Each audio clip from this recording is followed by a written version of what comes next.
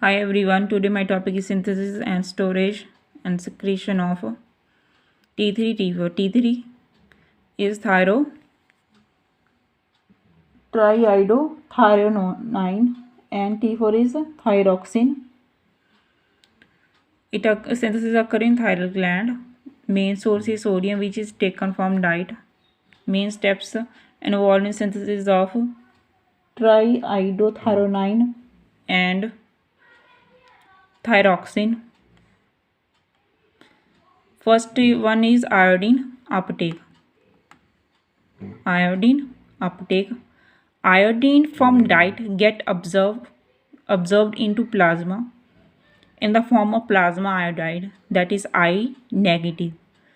This plasma iodide is uptaken by thyroid cells through active transport process. Second one is oxidation and iodination. This one is oxidation and iodination.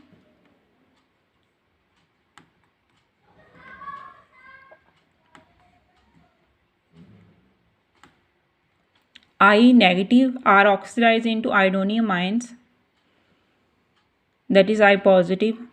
Iodide I negative into I positive with the help of enzyme thyroperoxidase and catalyze H2O2 in thyroid cells.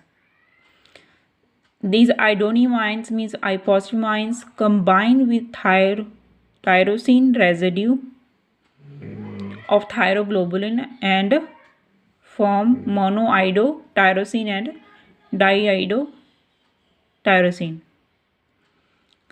Third one is coupling. Pairing of monoiodotyrosine and diiodotyrosine on coupling are joined to form T3 and T4. Pairing of mono and di joined to form T3 and T4, triiodothyronine and thyroxine. Coupling is also catalyzed by thyroperoxidase. Then fourth step is storage.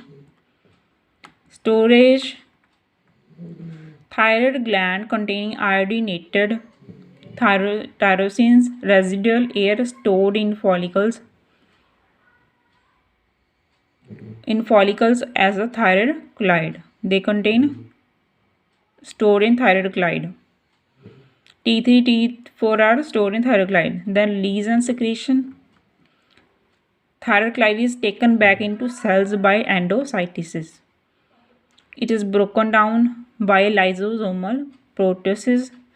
T3 and T4 are secreted in circulation. T4 triiodothyronine and thyroxine are secreted in circulation. Monoiodotyrosine and diiodotyrosine residues are deiodinated and deutilized. Endocytosis of clydes and proteolysis is stimulated by thyroid stimulating hormone. Thank you everyone. There are 5 steps: iodine uptake and trapping, oxidation and iodination. Third one is coupling, then storage, then release. Thank you everyone.